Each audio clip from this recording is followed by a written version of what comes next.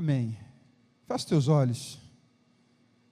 Pai, eu quero nesse momento, mais uma vez, invocar o teu nome, invocar o nome de Jesus, declarando, Senhor, que eu de fato não sou o suficiente para transmitir tudo aquilo que o Senhor deseja para a tua igreja.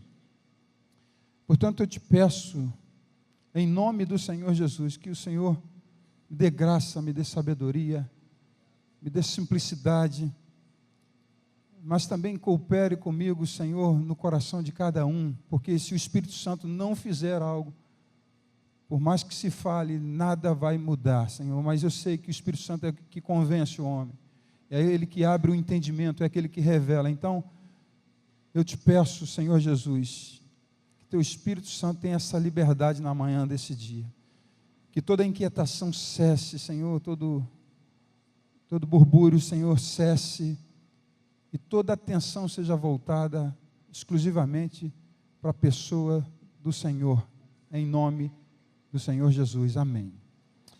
Amém, bom dia a todos, a paz de Cristo, né? Embora já falei, poderia ter feito educadamente isso antes. Por favor, abram suas Bíblias na carta de Paulo à igreja de Éfeso. Efésios capítulo 1.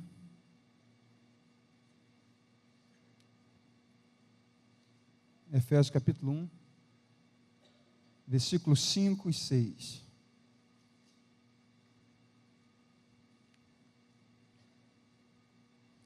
Acharam? Amém? Amém, gente? Eu acho que projeta logo esse negócio, não? Projeta, porque senão vai demorar. Acharam? Amém? Beleza. Diz assim: em amor nos predestinou, está um pouquinho diferente, para sermos adotados como filhos por meio de Jesus Cristo, conforme o bom propósito da sua vontade, para o louvor da sua glória, da sua gloriosa graça, a qual nos deu gratuitamente no amado. Vamos ler de novo? Diga assim: em amor nos predestinou. Diga com mais força: em amor nos predestinou para sermos adotados como filhos por meio de Jesus Cristo. Diga assim: por meio de Jesus Cristo, conforme o bom propósito da sua vontade, para o louvor da sua gloriosa graça, a qual nos deu gratuitamente no amado. Assim, para ficar bem fixado no teu coração, e para um efeito didático aqui, quero catequizar esse negócio no teu coração, vamos ler de novo? Diga assim: em amor nos predestinou. Presta atenção no que você está lendo, tá? No que você está repetindo, para que isso fique bem claro. Diga assim: em amor nos predestinou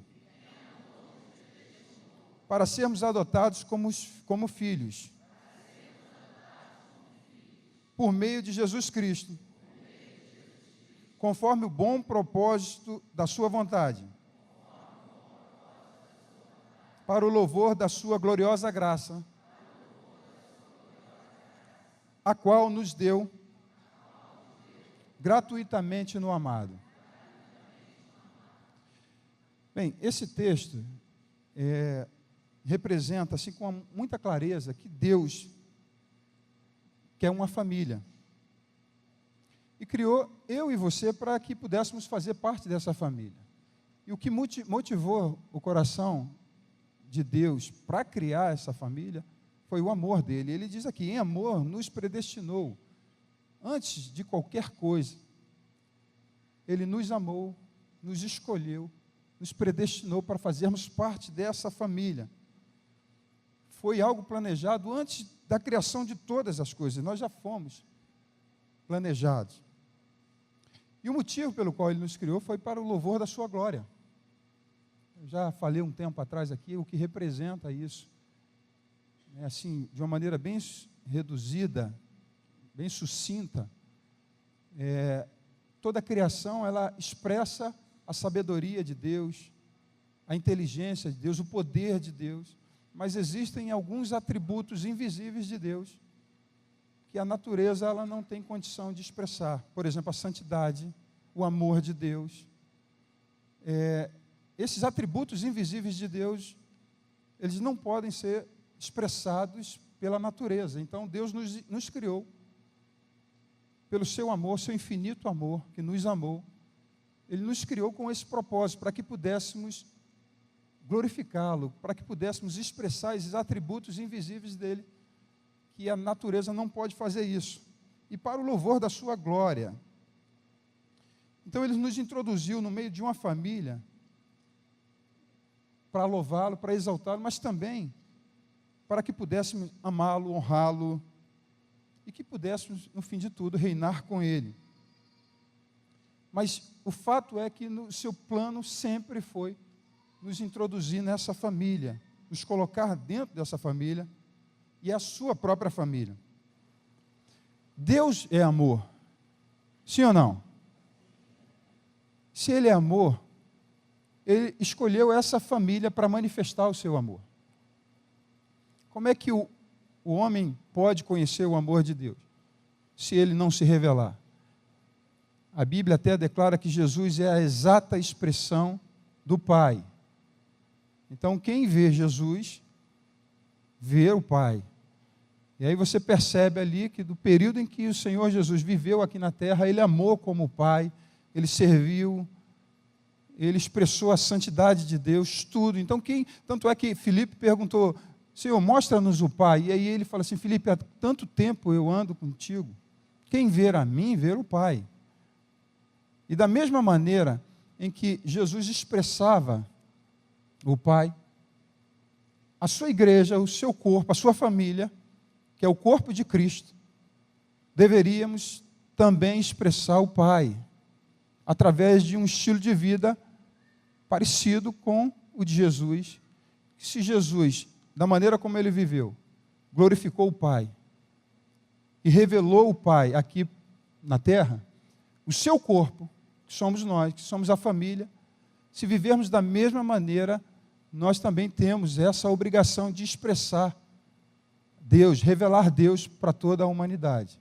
Vocês estão me entendendo, sim ou não? Por isso pesa sobre nós uma responsabilidade enorme de viver uma vida parecida com Jesus, porque quando as pessoas olham para nós, eles precisam ver Jesus. Daí a gente encontra muitas pessoas dando mau testemunho, consequentemente não expressa Jesus, não expressa Deus. Algumas pessoas chegam ao ponto de dizer o seguinte, se servir um Deus semelhante ao que você vive, da maneira que você vive, eu não quero servir, por conta da maneira que a pessoa vive. Então nós temos essa responsabilidade, e nós somos inseridos nessa família através do novo nascimento. A Bíblia declara sobre isso. Se você crê com o teu coração que Jesus Cristo morreu e ressuscitou, e você confessar Jesus com a tua boca que Ele é o Senhor, você é salvo, você é introduzido nessa família. Então, nós somos introduzidos nessa família através do novo nascimento. Só que, quando nós somos introduzidos nessa família, nós chegamos muito deformados, defeituosos. A nossa alma está completamente estraçalhada. A gente vem de um mundo em que o único sentimento que permeia o nosso coração é um sentimento egoísta, independente. A gente não pensa em nenhum outro a não ser em nós mesmos. Então, aí, quando nós somos introduzidos através do novo nascimento, em que ouvimos a palavra, cremos com o coração, reagimos em fé, recebemos Jesus em nossa vida, como Senhor, como dono da nossa vida, somos introduzidos, e aí começa o processo de transformação da nossa vida, do nosso caráter. E esse amor de Deus, que nos foi outorgado, está já em nós, e a gente precisa vivê-lo. E a gente vive esse amor em família, e precisa viver isso em família. Daí o Rafael começou aqui o encontro falando acerca da importância da igreja, do relacionamento com a igreja, porque é ali, no convívio familiar, em que nós somos aperfeiçoados na prática desse amor. E o Senhor nos deu todas as condições necessárias que a gente precisa para viver nessa família bem. Apesar de sermos tão diferentes uns dos outros, o fato é que Deus, pela palavra dele, deixou tudo escrito de como vivermos, de como tratar as situações adversas dentro de uma família, que sempre tem. Por exemplo, Mateus 18, a Bíblia fala sobre isso. Se tu vê o teu irmão pecar, vá entre ti e ele só, e se ele te ouvir, ganhaste teu irmão. Então você percebe que o Senhor nos deu todas as condições necessárias para que a gente viva bem nessa família, para não perder ninguém, para que ninguém se extravie, para que nenhuma mancha permaneça nesse corpo que é a igreja dele, a igreja de Jesus. 1 João capítulo 1, versículo 7, ele fala sobre a questão de andar na luz, que o que preserva a comunhão dentro desse corpo é o andar, o que preserva é andar na luz. Então, às vezes você tem alguma coisa no teu coração, ou então, de alguma maneira, tem algo oculto. A única maneira que segue preservando essa família, essa unidade familiar, que é o corpo de Cristo, é uma vida na luz, em sinceridade e verdade. Por isso ele diz, se andarmos na luz, temos comunhão uns com os outros, e o sangue de Jesus Cristo, seu Filho, nos purifica de todo pecado. Então, ele vai nos cercando e nos protegendo através da sua palavra, e nos dando e nos pontuando toda a maneira que nós precisamos viver para preservar essa unidade. Por exemplo, o Efésios capítulo 4, versículo 25, ele fala sobre falar a verdade em amor. A gente precisa crescer nesse corpo. Quando nós somos introduzidos na igreja de Cristo, através desse novo nascimento, nós precisamos progredir, precisamos crescer, amadurecer. E também, uma coisa que nos preserva na unidade é se a gente falar a verdade em amor. Isso vai blindando essa unidade e, com certeza, nós estaremos aperfeiçoando as nossas vidas em como amar esse amor de Deus, que já foi, Romanos capítulo 5, versículo 5, diz assim, e a esperança não nos decepciona, porque Deus derramou o seu amor em nossos corações, por meio do Espírito Santo que Ele nos concedeu. Então, até para viver esse amor, Ele não nos deixou sem uma maneira clara, porque Ele já deixou o seu amor, derramou o seu amor em nossos corações pelo Espírito Santo. Portanto, se o Senhor nos der revelação, entendimento acerca disso, a gente jamais iria deixar de perdoar alguém. Por quê? Porque e muitas vezes a gente deixa de perdoar alguém porque tem como resposta, como desculpa, dizendo assim, eu não consigo fazer isso. E de fato, a gente não vai conseguir. Mas Ele derramou o seu amor. E quando a gente perdoa alguém, não é com o nosso amor. É conseguir fazer isso através do amor de Deus que está em mim, está em você. A gente não vai conseguir amar os nossos inimigos, nem orar por aqueles que nos perseguem, se a gente não tiver o amor de Deus. E o fato é que a Bíblia declara alguns dos sinais dos últimos dias da volta de Jesus, e ele fala que por se multiplicar a iniquidade, o amor de quase todos esfriaria. E quando ele utiliza a palavra amor ali é ágape, então só quem detém o amor ágape, o amor de Deus, é a igreja. Então ele está se referindo a um amor que está esfriando no meio da igreja, por se multiplicar a iniquidade na igreja. Consequentemente, isso vai abafando o amor. E aí, como perdoar, como andar mais milhas, como perseverar acerca do cuidado com o irmão, se a gente não manifesta esse amor de Deus? Então Ele disponibilizou para mim e para você o amor dEle. Então a gente também, ao mesmo tempo que Ele disponibiliza esse amor dEle, nós nos tornamos indesculpáveis em algumas práticas. Isso nos leva a outro estágio, de que, pelo fato de termos o amor de Deus e não sermos indesculpáveis, significa que é uma escolha nossa, perdoar ou não perdoar. Ativar esse amor de Deus que está em nós é uma decisão nossa. Não estou dizendo que isso é fácil, principalmente quando a gente é ferido, magoado. Perdoar é muito difícil. Mas quando eu ativo o amor de Deus, que foi derramado já dentro de mim, eu vou conseguir perdoar. Eu vou conseguir amar. Eu não vou desistir do meu irmão, eu vou prosseguir. Eu vou ter um amor sincero e verdadeiro através do amor de Deus que está em mim. Vocês estão me entendendo, sim ou não? Ele preserva tanto esse amor, que ele chega ao ponto de dizer que a adoração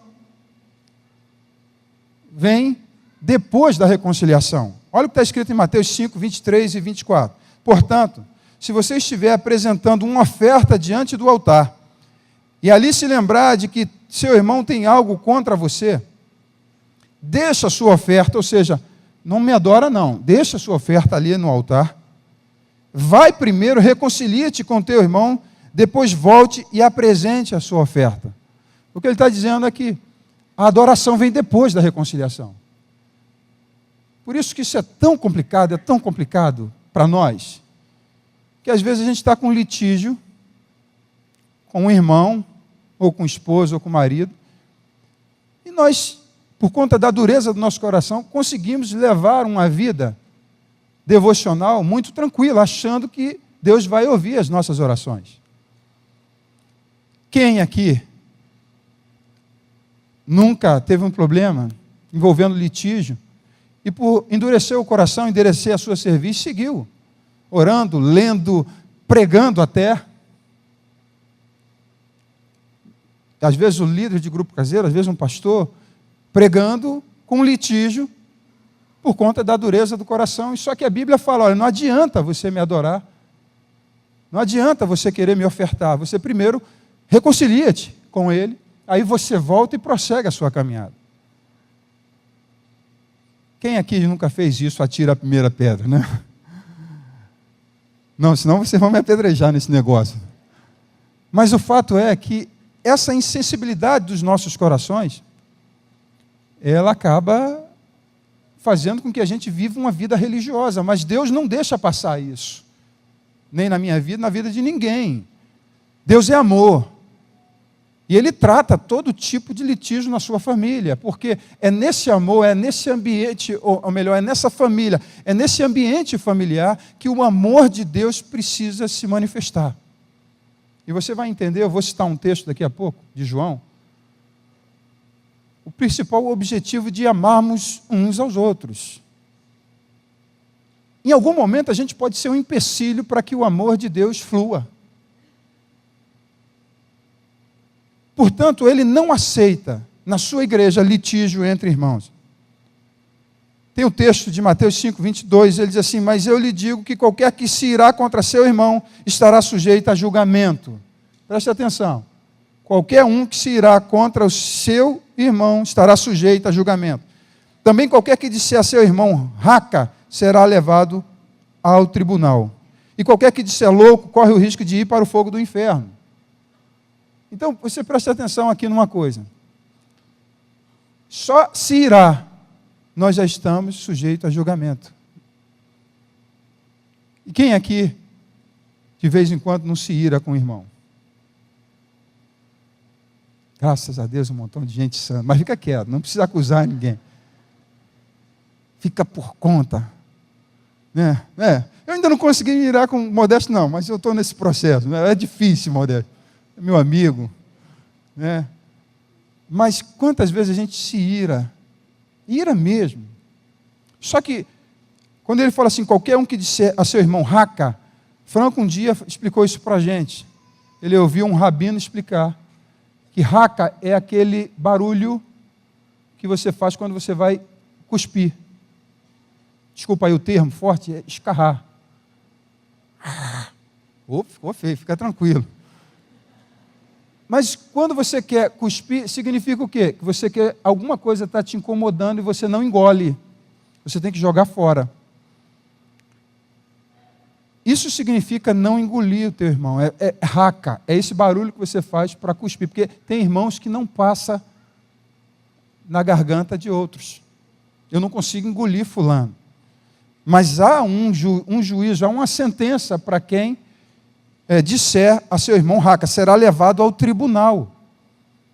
Ou seja, muitas coisas na família de Deus nós vamos vivendo, vivenciando e vamos tratando essas coisas normais. Ou tratando isso normalmente. Corações frios, vivemos uma vida às vezes meio que religiosa, abraçamos alguns litígios e seguimos, temos uma sequência de vida espiritual como se ela estivesse agradando a Deus, adorando a Deus, mas quando na verdade Deus já há muito tempo falou para você colocar a sua oferta ali no altar, esperar, reconcilia-te, anda, faz o que tem que fazer, porque na minha família Ele não admite litígio nenhum. A gente admite litígio entre nós. A gente dorme com litígio com alguém e não pense que no outro dia você vai acordar diferente. Você dormiu de um jeito, você vai acordar daquele jeito. Só não acontece isso quando o Senhor promete. Ele diz assim, se o choro pode durar uma noite, mas a alegria vem pela manhã. Mas é Ele nos prometendo, não é uma questão de a gente guardar rancor, ressentimento. Assim não. Se você dorme com rancor, basta você pensar nisso. Briga com teu filho, com tua esposa, com teu marido, e no outro dia, finge que não está acontecendo nada. Você vai acordar do mesmo jeito. Se foi sem se falar, dormir sem se falar, graças a Deus que acordou, né? Porque tem alguns que nem acordam, mas você vai já acordar sem se falar. Lembro da história de um casal que brigou, e foram dormir sem se falar. E aí o marido botou um bilhete ali, me acorda às 6. E aí quando deu 9 horas, estava lá outro bilhete, já são 6 horas, acorda. Porque não ia falar. E o cara perdeu o horário. Mas tem coisas que a gente acaba arrastando. Esse litígio a gente vai empurrando, e às vezes dura dias, semanas, às vezes dura meses, anos, de problemas envolvendo a família de Deus. E marido e mulher também, antes de sermos esposos, marido e mulher, nós somos irmãos em Cristo, então isso nos afeta diretamente. Então você percebe que não existe nenhum espaço no meio da igreja para a gente viver em litígio, porque Deus não permite, Ele não tolera litígio no meio da sua família, e Deus trata. Se não vejamos Mateus 5, versículo 25, entre em acordo depressa com teu adversário. Eu só peguei esse texto para exemplificar, porque aqui está falando de adversário, mas ele diz assim, entre em acordo depressa com seu adversário que pretende levá-lo ao tribunal. Faça isso ainda quando estiver com ele a caminho, pois caso contrário, ele poderá entregá-lo ao juiz, e o juiz ao guarda, e você poderá ser jogado na prisão. Eu fiquei pensando, eu citei até esse texto aqui, pelo fato de que, se ele já, rapidamente, exige que, depressa, a gente já entre em acordo com o adversário, porque tem uma sentença, a pessoa pode ser levada ao tribunal, e ao tribunal, ao juiz, e aí ao guarda e ser preso. Você imagine o zelo que Deus tem em relação à sua família. É por isso, como eu disse no início, Ele nos deu todas as possibilidades, nos deixou com muita tranquilidade todos os meios possíveis para que os litígios não sejam praticados no meio da igreja. É lícito? Vai acontecer? Sim. Mas a questão toda é como a gente trata essas divergências, esses problemas no meio do corpo de Cristo. E deixa bem claro para isso, Deus é amor. E Ele escolheu a sua família para que esse amor pudesse se manifestar. Olha a responsabilidade que nós temos, não só diante da igreja, uns com os outros, mas também diante do mundo. Porque esse amor, ele se manifesta quando nós amamos uns aos outros. Amém, queridos? Um reino dividido, ele não subsiste. E aí eu, pelo menos, pontuei 2 momentos em que havia um litígio no meio da igreja, divisão. Um foi Paulo, na própria carta à igreja de Éfeso, quando eles estavam ali naquele litígio dizendo o seguinte, olha, uns gregos, ou melhor, gentios e outros judeus. E Paulo tem que escrever o seguinte, olha, já não há mais não há mais gentio nem judeu, mas todos são um. em Cristo Jesus. Mas o litígio que acontecia na igreja de Éfeso era porque eles não tinham ainda a revelação acerca da unidade de Cristo. E aí Paulo teve que escrever explicando para eles que eles não deveriam andar daquela maneira, que já não havia mais nem grego, nem judeu, nem gentios, nem judeus, mas todos eram um. E o outro litígio que existia, a divisão que existia, estava relacionada em Coríntios, a igreja de Coríntios. Ali já não era por uma falta de revelação, mas tão somente pela carnalidade. Eles eram meninos na fé. E Paulo chega ao ponto de dizer, olha, alguns de vocês dizem que é de Pedro, de Paulo, de Jesus. E ele fala, só o fato de haver divisão entre vocês já é uma profunda derrota. E ele fala de que essa divisão é algo carnal, é algo da carne. Então, nós alimentamos, pelo menos, a questão da carnalidade na nossa vida, essa questão da divisão, por dois aspectos. Um deles está relacionado à falta de revelação, que eu acho que não é o nosso caso.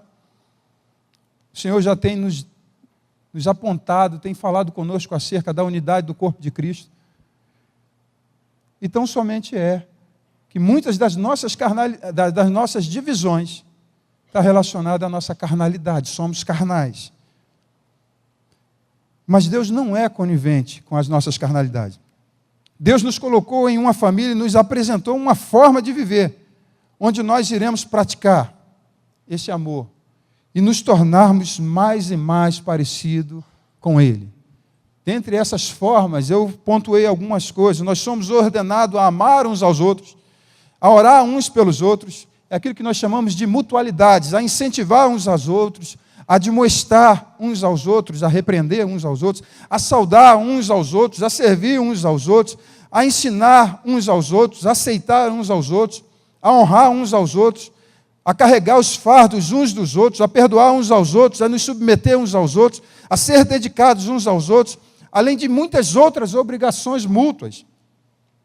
Isto é ser um membro do ponto de vista bíblico. Agora, existe um ambiente em que tudo isso pode e deve ser praticado. É um ambiente familiar. E não vai ser um ambiente como esse, numa reunião geral, que a gente vai conseguir aperfeiçoar esse amor. Transcende. Nós precisamos sair da esfera de reunião geral para poder vivenciar isso, manifestar o amor de Deus. Aí a gente pode, talvez alguns pensem, então vamos para o grupo caseiro. Sim, algumas coisas ainda dá para viver.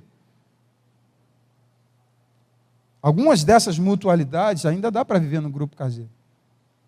Mas Deus espera de nós que a gente avance mais e comece a viver uma igreja relacional.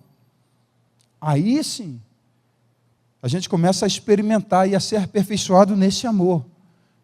Porque tendo pessoas para servir, eu vou ser testado nisso, amar, para perdoar, eu preciso conviver, eu preciso estar com gente. Eu preciso estar com gente, porque é nesse ambiente que eu sou aperfeiçoado. Eu preciso estar com gente chata. Os chatos de plantão, que Deus... Mas eu preciso, gente irritante. Gente que é dominador. Tem gente assim aqui? Não, né? Eu preciso conviver com essas pessoas. Gente intrigante, né? Assim que vai arrumando intriga. Eu não estou dizendo que isso é certo, mas é o ambiente que Deus me coloca para eu ser aperfeiçoado. Gente que tem a verdade em tudo. Já conviveu com gente assim, que a pessoa está sempre certa? Você sempre pontua alguma coisa, tenta falar, e tem uma hora que você fala, não vou falar, o cara sempre está com a razão. Mas essas pessoas que a gente convive, que têm essas características, até porque às vezes a gente acha que as pessoas são chatas, mas na verdade quem somos chatos muitas vezes somos nós. Mas alguém precisa conviver comigo para ter que me aturar e ser aperfeiçoado. Eu preciso aperfeiçoar vocês, vocês precisam me aperfeiçoar. Mas não exagera não, porque é complicado. Porque tem gente que consegue entrar na fila e trata mais. Eu lembro de muitas vezes que eu quis desistir dos irmãos, de alguns irmãos, por não suportar mais. Gente que te rejeita, gente carnal, É claro que cada um desses precisa ser transformado. Todos nós precisamos ser transformados dia a dia. Se você é carnal, uma hora tem que parar. Mas o problema é que às vezes a gente quer se livrar dos carnais porque não quer ter problema. Quantos já tentaram sair da cobertura de alguém porque não suporta mais aquele líder lá que cobra, que exige de você? E vai para que... Porque como você não quer ser tocado, você vai para outra cobertura. Mas por quê? Porque não quer ser tratado. Mas é esse ambiente, e aí eu não estou falando de dominador, que o pastor ele não pode pastorear sendo dominador do rebanho, zeloso sim, mas o fato é que Deus colocou todo tipo de gente dentro de uma família, que ninguém é igual ao outro, para que no processo de relacionamento esse amor seja aperfeiçoado e todos nós sejamos tratados dia após dia, até alcançarmos a estatura de varão perfeito. Amém, querido? Chatinhos de plantão, eu preciso de vocês. Tem gente que simplesmente desiste rapidamente. É assim ou não? É assim ou não? Você conhece gente questionador? Fernando, esse foi direto para mim? Você foi enfático com esse negócio? Depois a gente vai ter uma conversa. Eu cubro o Fernando direto e ele falou com tanta veemência. Deixa eu beber uma água aqui para...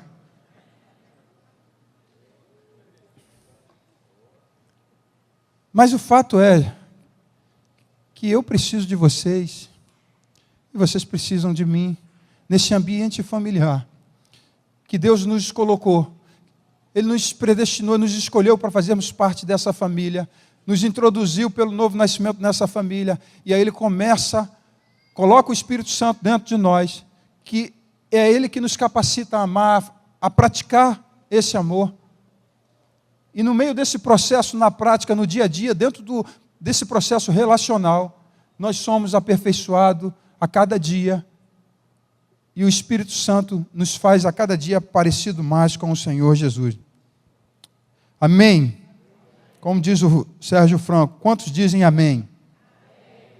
Nós, hoje, somos a habitação do Senhor. Amém?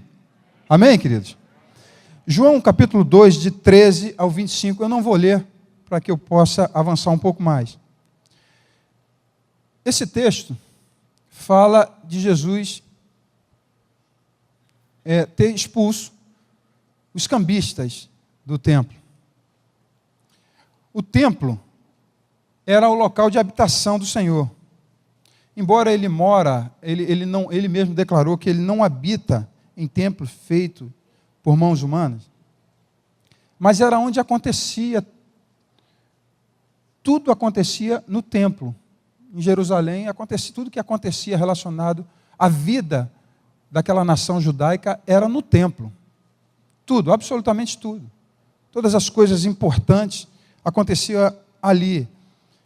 O templo ele foi criado para glorificar o Criador. Em 1 Reis 5:2 diz assim: nesse templo queimar-se-á incenso diante dele e colocar-se-ão os pães da proposição, assim como se realizará os sacrifícios da manhã e da tarde, se celebrarão os sábados, a festa da lua nova e as grandes solenidades prescritas pela nossa lei. A lei de Deus dizia isso, que todas essas festas, e quando alguém também pecava, tinha que ir até o templo para levar um animal, para ser sacrificado ali, para expiação do pecado. Então tudo convergia. Quando eram as festas, a Páscoa, por exemplo, todos os judeus espalhados no mundo inteiro, lá convergiam para o templo, em Jerusalém. E aí, chegando naquele lugar, o sacerdote que estava na escala tinha toda a sua equipe ali. E algumas pessoas vindo de longe não tinham como trazer animais para serem sacrificados, porque eles poderiam morrer no meio do caminho. E eles também traziam moedas dos países onde eles moravam para poder ofertar ali. Só que também não podia entrar uma moeda de um país, de um estrangeira ali no templo, ela tinha que ser trocada. Imagina, um camarada tem que trazer um boi, pecou, não, olha o pecado do cara, trouxe um boi, uma vaca, né? E aí ele vem, sem contar que isso trata a autoimagem. Imagina você andando para Jerusalém para sacrificar e fala assim, boi, pô, eu estou trazendo uma pombinha, o que esse cara fez? Aí imagina Modesto trazendo um dinossauro Rex. O cara olha assim, rapaz, olha o pecado do Modesto, como é que foi grande. Isso tratava a autoimagem. E aí não tinha como trazer esses animais, então o que eles faziam? Traziam, compravam uma pombinha, comprava lá o cordeiro para ser sacrificado, né? E vocês conhecem bem a história, impunha as mãos sobre a cabeça do animal, confessava o seu pecado, e aquele animal morria, era sacrificado, morrendo no teu lugar, no lugar da pessoa que trazia a oferta. E aí, quando chegava, tinha uma equipe montada no templo. E aí o camarada pegava uma pombinha que a pessoa trazia e reprovava, falava assim, ó, essa aqui não serve, não presta. Guardava ali, você tem que comprar outra. E aí ele comprava outra e sacrificava. E daqui a pouco chegava outra pessoa, aquela pombinha que ele tinha acabado de reprovar, ele vendia. E assim aconteciam vários tipos de negociatas clandestinas, mentirosas, havia uma corrupção no templo, que era chamada Casa de Deus, aonde Deus morava, aonde aconteciam as manifestações todas, aonde tudo convergia para lá. Havia, de fato, esse congestionamento. Você imagina milhares de pessoas no pátio, batendo uma na outra, se empurrando. A gritaria era pomba, bezerro, sei lá, cordeiro correndo, aquele cheiro. Virou um comércio, virou um negócio horrível na casa de Deus, que era o templo. E aí Jesus vem, vê tudo aquilo ali, e ele fica zangado. Pega e faz um chicote, expulsa os cambistas, vira as mesas, expulsa os animais todos e dizem assim, olha, não façam a casa do meu pai covil de salteadores. E as pessoas ficaram impressionadas aí, assustadas até, porque que autoridade ele faz? Por que ele fez aquilo? Mexer no templo era mexer no coração de Israel. Tanto é que um dos motivos, e o motivo mais efetivo para a condenação de Jesus foi ele ter declarado que se destruísse, embora ele não estava se referindo àquele templo, se destruísse o templo, ele em 3 dias construiria. E ele não estava se referindo, ele estava se referindo ao seu corpo. Mas mexer ali era mexer num covil. Era num enxame de abelha. E Jesus, ousadamente, por ver toda esse comércio lastimável, Jesus ele aplica uma ação rápida ali, aborrecido, muito, muito aborrecido. Só que nos dias de hoje, qual é a diferença? O dia de hoje é que Deus ele não habita mais num lugar feito por mãos humanas, ele habita em mim e habita em você. Sim ou não? Mudou apenas o local. Não é mais um templo feito por mãos humanas. Ele agora mora em nós. E o coração não muda, não tem mudado. Por quê? Porque da mesma maneira quando Jesus chegou, e ele não habita em um templo imundo, sujo, onde tem corrupção, e ele procura limpar. O problema é que quando ele vem para morar em nós, ele encontra o nosso coração imundo, sujo, e ele começa a limpar.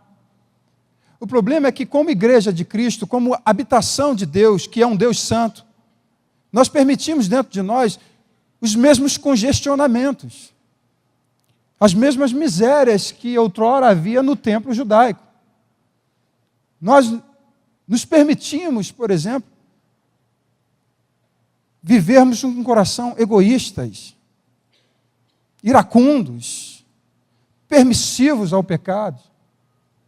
Nós temos várias sujeiras que contaminam o templo do Espírito Santo que ele mora, E quem sabe o Senhor Jesus precisa criar um chicote e expulsar os cambistas dentro de nós. Porque nós, como igreja de Cristo, que deveríamos ser vivermos em família, nós nos damos a permitir que é o lugar de adoração. Nos permitimos várias questões dentro de nós que contamina a habitação dele. E a maneira que o Senhor precisa fazer, e Ele colocou o Espírito Santo dentro de nós, é expulsar os cambistas, todo esse congestionamento, tudo que existe dentro de nós, que de alguma maneira fere a santidade de Deus. Ele habita em mim, habita em você. E nessa família, que é o corpo de Cristo, a sua igreja, a sua família, Ele precisa nos limpar completamente. Amém, queridos? Quanta corrupção existe dentro da gente? O amor, Paulo chega ao ponto de dizer, em Romanos 12, versículo 9, diz assim, o amor deve ser sincero. E como nós amamos, às vezes, as pessoas com amor fingido. Sincero é sem cera, sem máscara, transparência.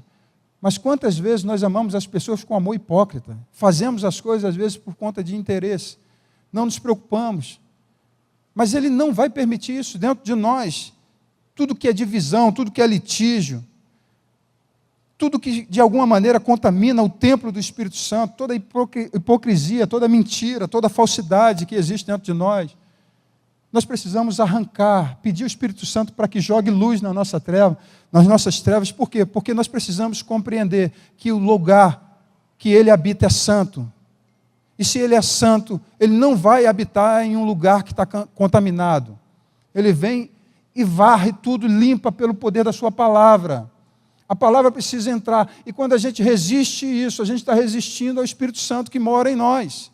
Vocês estão me entendendo?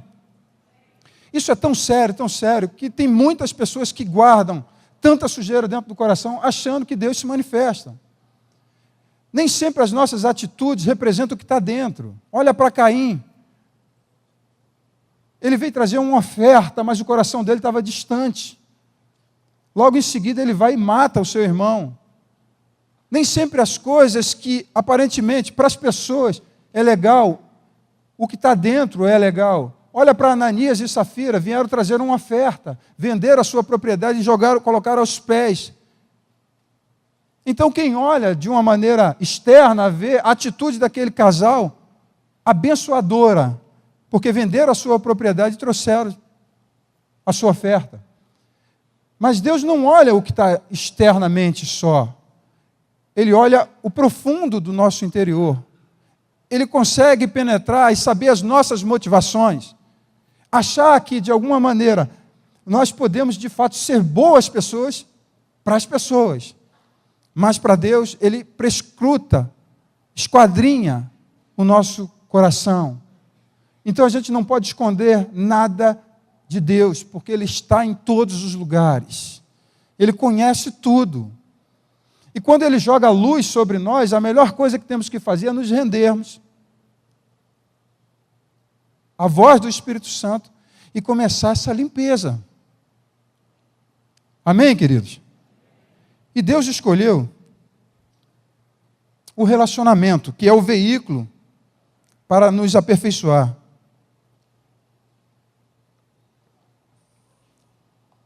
Quem não precisa ser aperfeiçoado aqui? Tem alguém assim? Todos nós não precisamos ser aperfeiçoados? Sim ou não, querido? E é no relacionamento que seremos aperfeiçoados.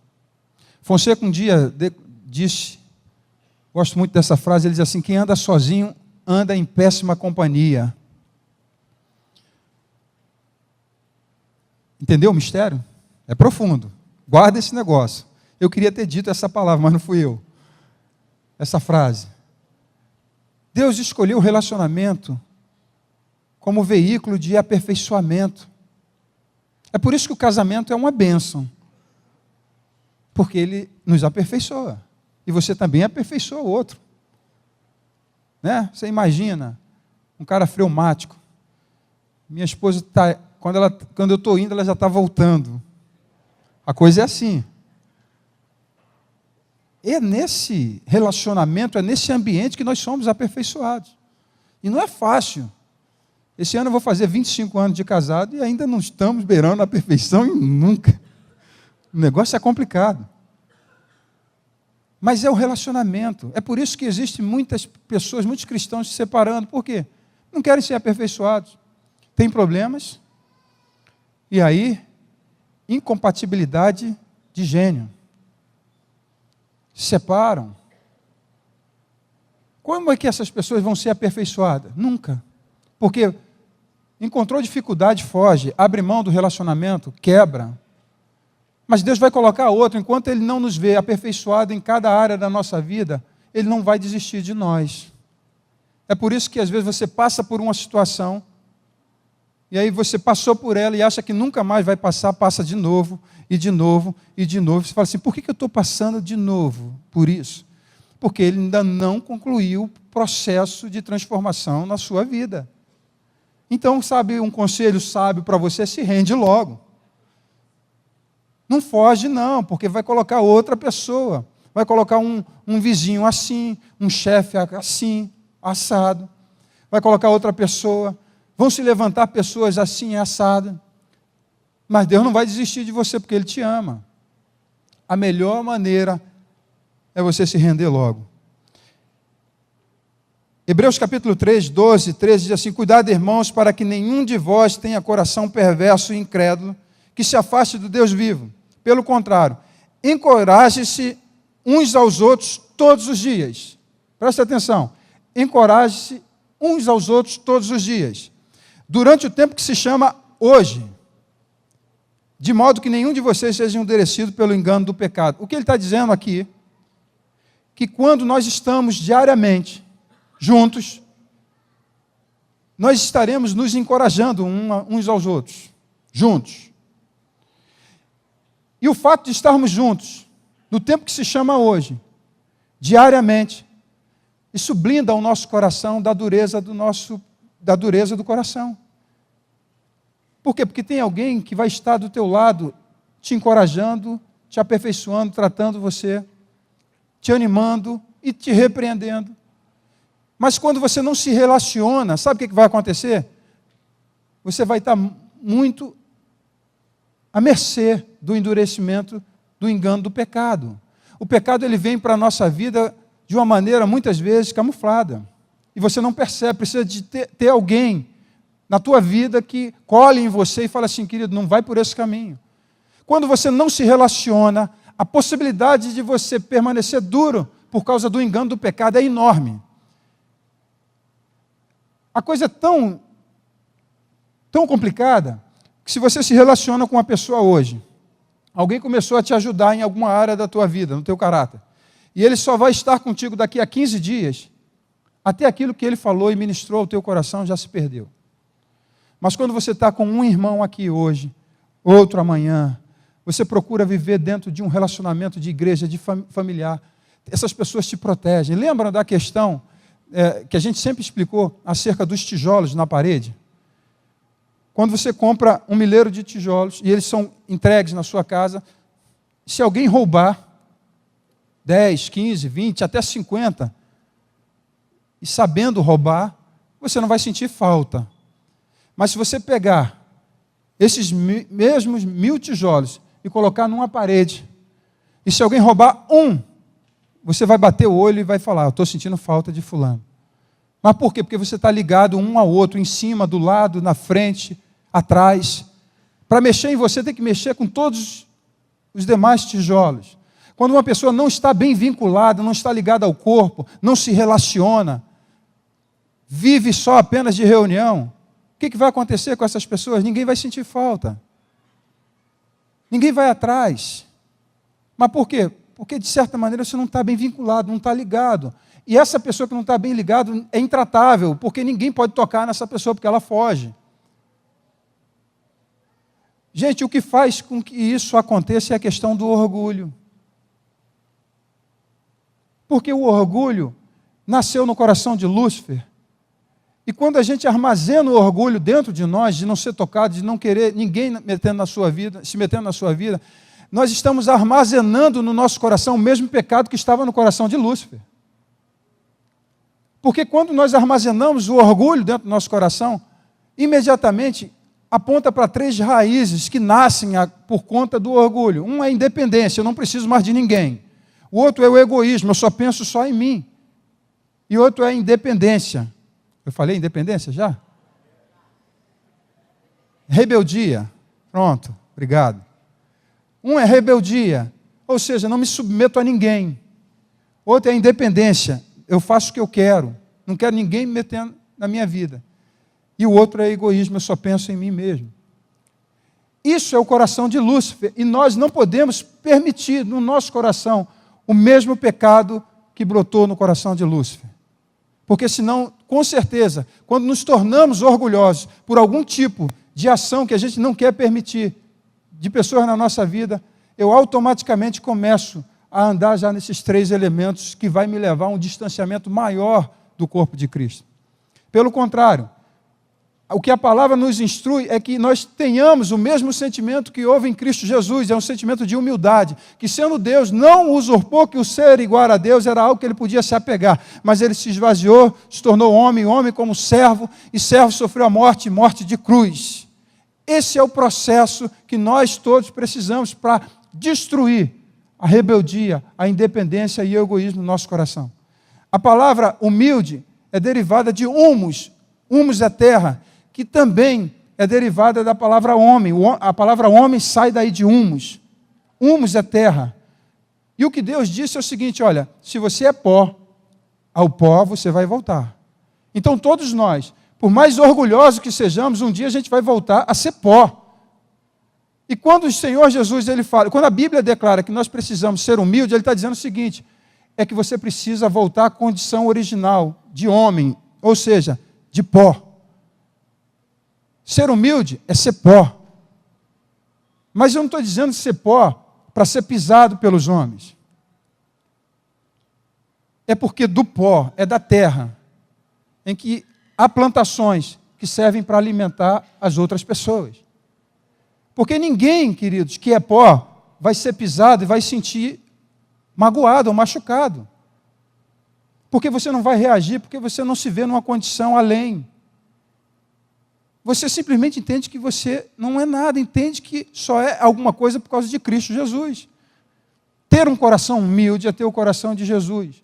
É por isso que ele foi pisado, ele foi humilhado, ele não reagiu, ele não buscou os seus direitos. Mas por quê? Porque ninguém conseguia humilhar Jesus. Por que ninguém conseguia humilhar Jesus? Porque ele era humilde. Humilde de espírito. Não tem como você falar e magoar e machucar o orgulho de um cara que é humilde. Ele não vai se achar ofendido nunca.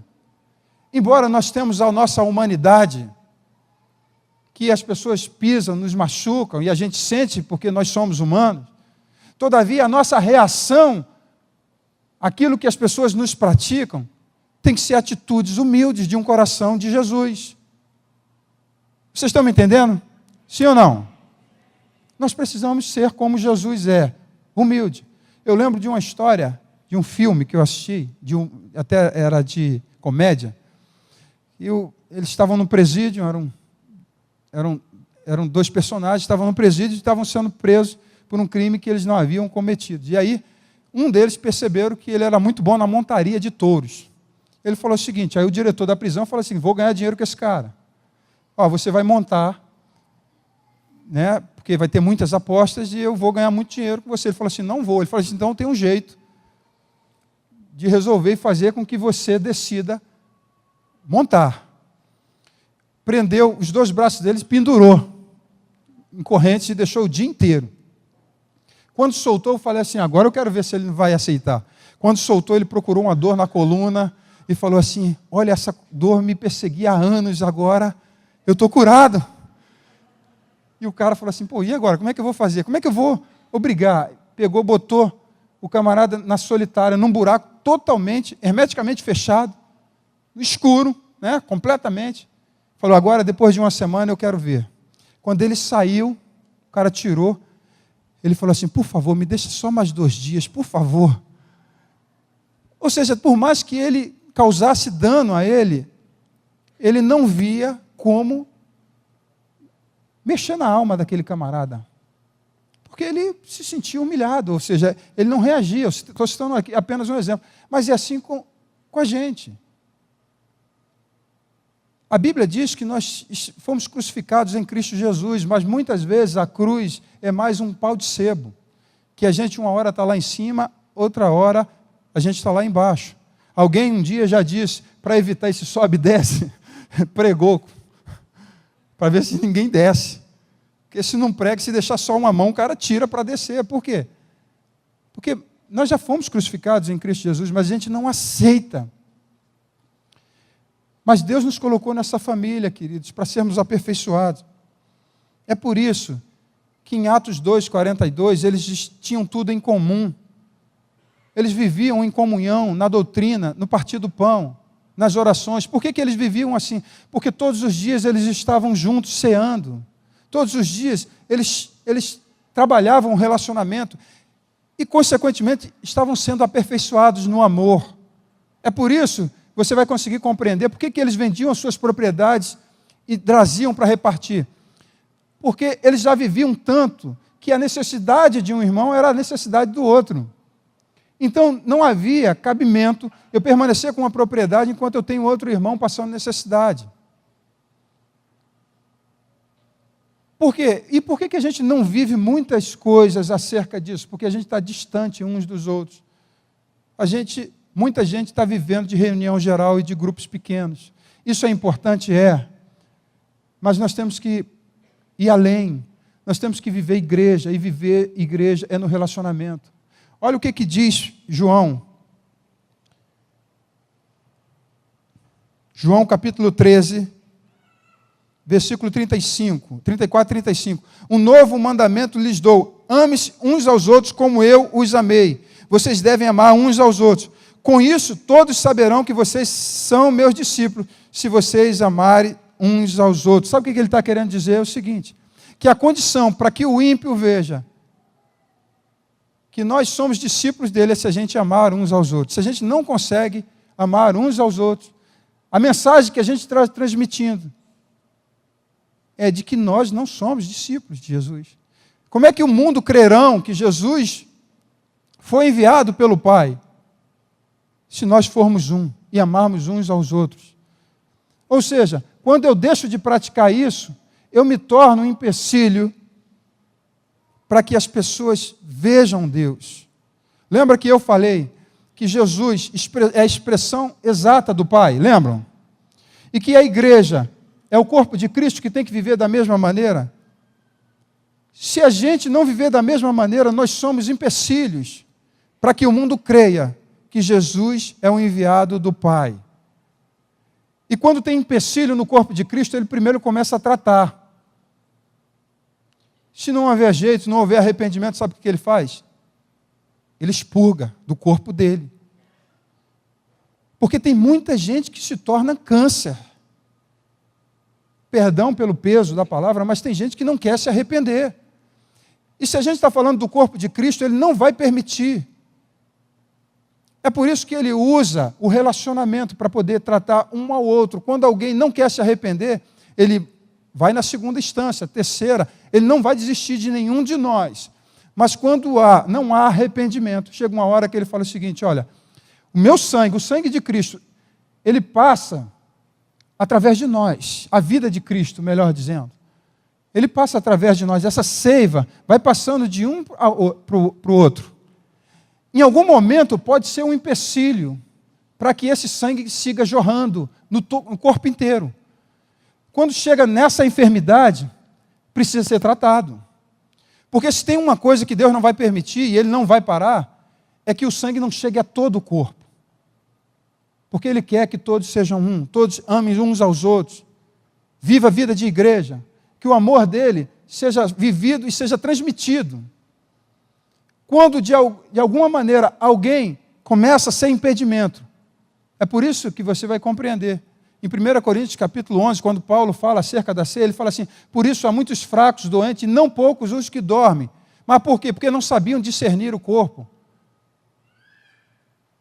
Eles não estavam até mesmo se examinando, cada um deveria se examinar, para ver o que estavam fazendo e vivendo de errado, para que pudessem se arrepender. Mas quando a gente não discerne o corpo, não vê a importância do irmão para mim, e a minha importância para o irmão, e cada um vive uma vida independente, egoisticamente, Deus não permite litígio e Ele vai tratar. As coisas que a gente deixa de tratar, Deus não permite. Lembra quando eu li Romanos capítulo 5, versículo 5, quando Paulo disse que Deus derramou o seu amor pelo Espírito Santo? O seu amor em nós através do Espírito Santo. Quando eu tenho um problema com meu irmão, eu apago o Espírito Santo. O litígio, ele serve para isso. E a Bíblia diz assim, não apagueis o Espírito Santo. Eu apago o Espírito Santo quando eu crio litígio entre os irmãos. Sabe por quê? Porque se Deus derramou o seu amor em meu coração, pelo Espírito Santo, eu tenho que amar as pessoas. Eu tenho que amar. Quando eu permito litígio na minha vida, eu apago esse amor e eu não vou conseguir amar as pessoas. E ele declara, não apagueis o Espírito Santo. Quantas pessoas hoje têm apagado o Espírito Santo dentro de si? Quantas pessoas não conseguem amar? Gente, nós não temos saída. Nós fomos introduzidos nessa família. E essa família precisa ser vivida. E o Espírito Santo tem falado conosco sempre, para que a gente deixe de impedir o fluxo, para que esse amor ele possa fluir naturalmente. Por mais que sejamos diferentes uns dos outros, esse amor precisa seguir fluindo. Eu preciso amar e ser amado, mas esse amor não é um sentimento. O amor é atitude, é prático. O amor é quando eu faço isso, faço acontecer. É quando eu falo a verdade, mas é quando eu sirvo. Eu citei aqui inúmeras mutualidades. Mas o que a gente precisa fazer é encarar isso de verdade. Começar a abrir o coração para os irmãos, sempre. Paulo chega ao ponto de dizer com a igreja de Corinto o seguinte, alarguem os vossos corações, porque o meu já está aberto para vocês, mas eu percebo que vocês fecharam o coração, então alarguem outra vez o coração para que possam me receber. Porque a gente faz isso. Se a gente não percebe, às vezes é muito sutil, mas a gente vai fechando o coração para as pessoas, à medida em que algumas coisas vão acontecendo e a gente não trata. E sabe qual é a maior dificuldade para isso tudo, e que mais me preocupa pensando nisso tudo, é quando ele diz, quando João fala, quando o próprio Jesus falou, escrito em João. Vou ler o texto novamente.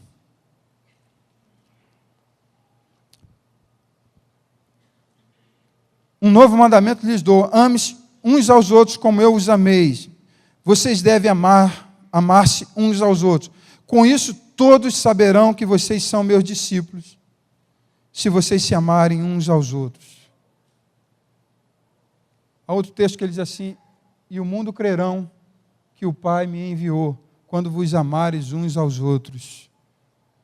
Eu não quero ser empecilho para que as pessoas deixem de ver Jesus. Agora tem uma coisa, queridos. Nós precisamos voltar à simplicidade da vida cristã. Quando a gente depende apenas de reunião geral para receber de Deus, no dia que acabar a reunião geral, você vai ficar só. Deus nos colocou numa família, tudo isso aqui, tudo que é estrutura é uma invenção nossa. A Bíblia declara que Deus amou o mundo de tal maneira que enviou o seu único filho. Quando Jesus foi enviado aqui para a terra, ele não foi procurar prédios nem templos para habitar. Ele foi se relacionar com pessoas. O primeiro milagre dele foi numa festa de casamento. Ele curou os leprosos, os coxos, os cegos na rua, no dia a dia. Essa é a expressão. Só que a gente tenta fazer com que a manifestação dos dons naturais, dos dons espirituais, sejam somente em prédios como esse. Esse é o grande problema nosso. E se você olhar bem dentro do contexto bíblico, você vai perceber que a igreja vivia nas casas, dentro do relacionamento, você não vê. E quando ela estava perseverando no templo, é porque não era no templo criados por eles, pela igreja de Cristo, pelo contrário, era no templo dos judeus, onde eles estavam ali diariamente para manifestar o amor de Deus. É por isso que às vezes eles nem precisavam pregar, as pessoas vinham até eles, porque o Pai acrescentava, o Senhor iria acrescentando aqueles que iam ser salvos, pela forma de vida. Esse contexto, eu quero que você pare para pensar bem, como é que está a sua vida, o seu relacionamento com a igreja? É só grupo pequeno? É só reunião geral? Gente, a gente precisa se alimentar diariamente. Quando eu me relaciono com as pessoas, o que essa pessoa tem para me abençoar, eu vou guardar. Olha o que eu estou falando para vocês, daqui a 2 dias vocês sequer vão lembrar. Talvez lembrem um ou outro e aqueles que anotaram vão lembrar. Mas a maior parte do que foi dito aqui, muitos sequer, ao sair daqui, vão lembrar. Mas quando eu estou me relacionando com pessoas, o impacto é maior quando alguém entra na minha vida e toca. Aqui eu estou falando como tem que viver uma vida de igreja. Lá na casa de vocês não vão falar, vocês vão viver. E isso ninguém pode tirar de vocês. Nós estamos vivendo uma vida religiosa porque adequamos uma vida de igreja em 4 paredes. Os apóstolos, no tempo em que ficaram, o Espírito Santo desceu, que eles estavam ali, no cenáculo. O Espírito Santo desceu e imediatamente eles foram dispersos e começaram a viver vida de igreja. Eu não estou dizendo que a reunião geral não é importante, tem sua importância. Mas se a gente acaba com a reunião geral, que não é difícil, você vai permanecer só? Como é que você vai ser aperfeiçoado?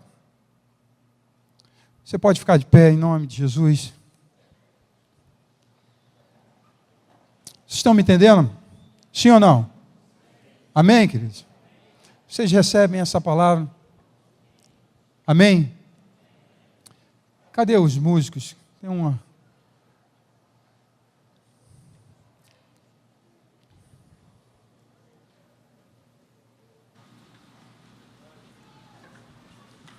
Eu quero orar com vocês, porque eu penso que todos nós precisamos ajustar a nossa vida cristã, nossa vida de igreja. Eu quero levá-los a pensar em algumas coisas. Nós estamos atarefados com tanta coisa. Hoje a maioria dos jovens estão muito dedicados e envolvidos com faculdade, trabalho, realização profissional. E eu não estou dizendo que não tenho que fazer isso, mas tem sobrado muito tempo para a verdadeira formação. E aí você tem uma formação fantástica profissional, mas um caráter deturpado, porque ninguém toca na sua vida.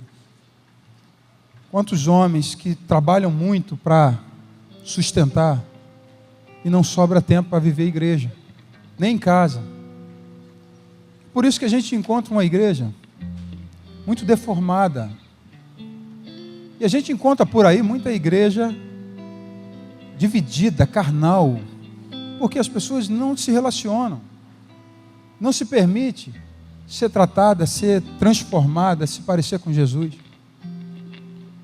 E o meio que o Senhor escolheu, queridos, guarda isso, foi o relacionamento. Deus ama tanto esse relacionamento, tanto, que Ele poderia guardar para si todo o projeto dele. Mas Ele enviou Jesus para ter uma família, a qual eu e você fazemos parte dessa família. Ele ama tanto o relacionamento, que quando Ele criou o homem, Adão, Ele diz assim, não é bom que o homem esteja só. Se Ele mesmo declarou isso, apesar de Deus ser um em essência, Ele, em personalidade, Ele são 3. Quando Ele enviou de 2 a 2. A expressão mínima da igreja é: se 2 ou 3 se reunirem em meu nome. Cordão de 3 dobras tem mais dificuldades de se romper. E ele não vai vir buscar 1 ou 2, ele vai vir buscar a sua igreja, a sua família. Gente, a gente está falando de um Deus relacional. Nós precisamos viver igreja. Tua casa está vazia? Enche essa casa de gente. Vai se relacionar. Vai visitar pessoas.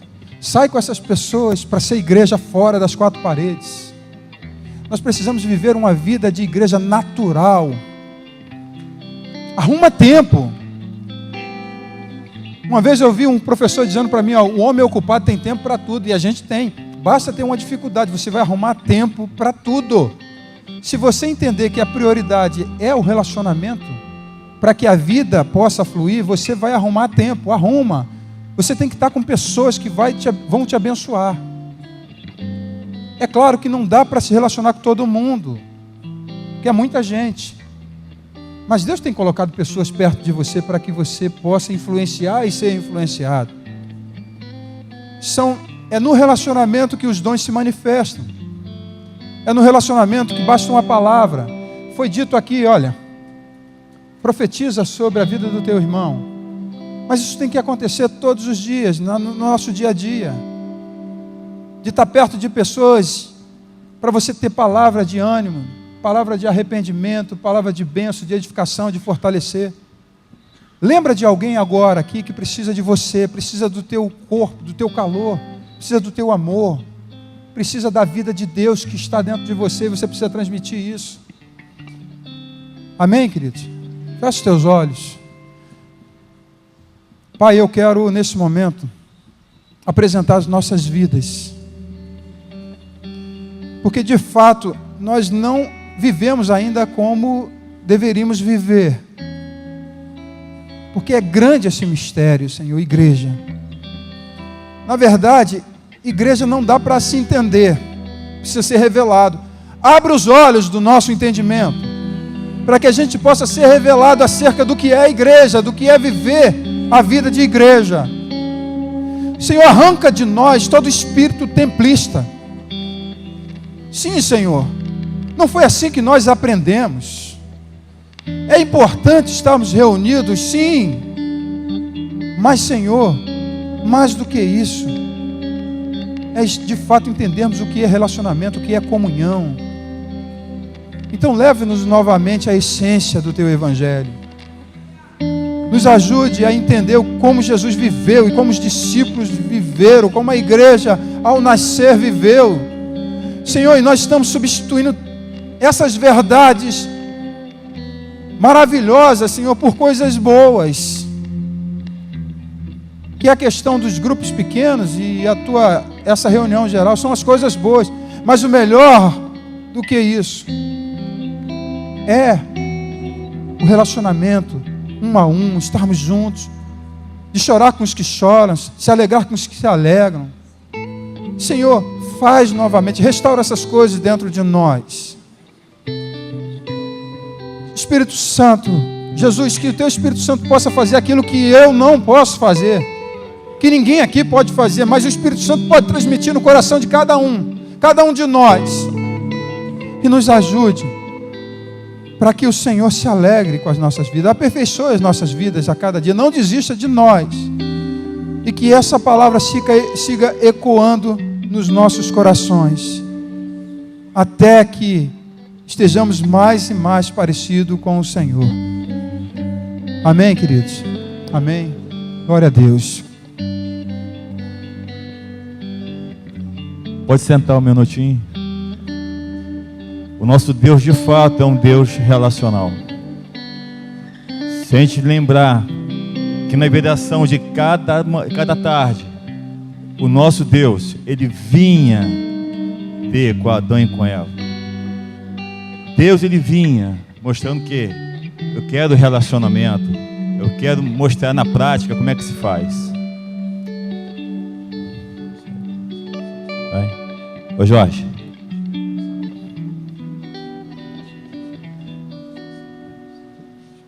O Jorge, enquanto o Júnior ministrava, ele teve uma inspiração e vai aqui compartilhar com os irmãos. Amém, irmãos. Vou ser breve, mas enquanto o Júnior pregava aqui, o Espírito Santo falava comigo: Jorge, agora. Eu procurei o Vandes, né, que é um cara que mais tem assim, nos incentivado a estar na rua, estar nas praças, né? Toda hora ele manda mensagem no grupo, nos animando, né? E o que acontece, irmão? Como diz a palavra de Deus, né? Como é que eles vão crer se não há quem pregue, né? E como é que eles pregaram se não forem enviados, né? Eu vou ser breve, mas a gente tem que aproveitar a oportunidade, né? Eu estava perdido, largado em Padre Miguel. Como eu estava na praça agora, da Guilherme, né? O Espírito Santo me levou para lá quinta-feira, até falei com o Modesto aqui. E eu cheguei lá, falei: Senhor, eu estou aqui para cooperar. E acabaram me dando o microfone lá. Eu comecei a falar da minha vida, meu testemunho. Enquanto nós pregávamos, né, o Sérgio estava lá, estavam os pastores lá. E os viciados estavam ali usando suas drogas, né, fazendo acontecendo, né? E o que acontece? Eu quero aproveitar essa pregação do Júnior e convocar vocês a estar conosco, seja na Praça Guilherme da Silveira, seja no Parque Leopoldina, que estamos sempre juntos lá também, entendeu? Porque é como foi dito aqui, né? A igreja, né? Às vezes nós falamos sobre igreja, nós pensamos logo nisso aqui, num prédio, né? Vem logo essa conotação, essa imagem.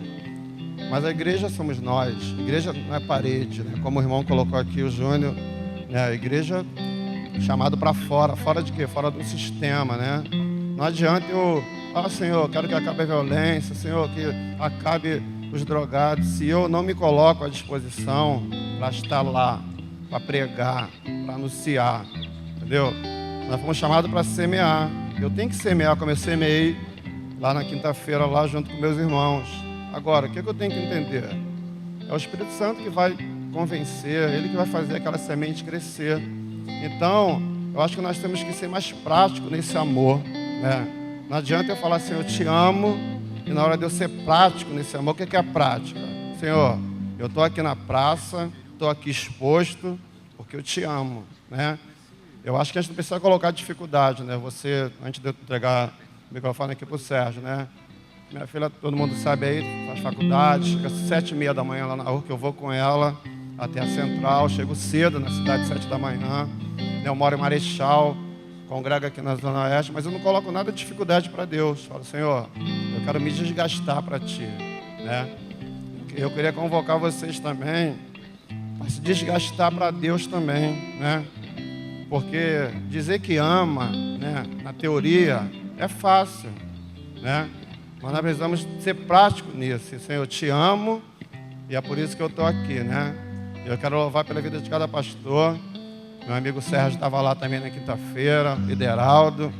Modesto é um cara que tem me inspirado pra caramba. Às vezes, quando tenta vir um desânimo, eu falo: não, pô, Modesto não vê dificuldade, cara. Eu vou estar lá. Entendeu? Então, irmãos, queria que vocês fossem práticos nisso. Como eu estou aqui agora, como outros irmãos vierem. Dia tal, horário tal na praça. Vamos estar na praça, meu irmão. Vamos estar juntos, vamos resgatar. Vamos se desgastar para Deus. Porque, meu irmão, eu posso estar aqui agora, daqui a pouco eu não estar mais. Posso morrer. Mas vamos deixar um legado de assim: cara, eu preciso resgatar a vida para Jesus. Amém, queridos? Obrigado, irmãos. Glória.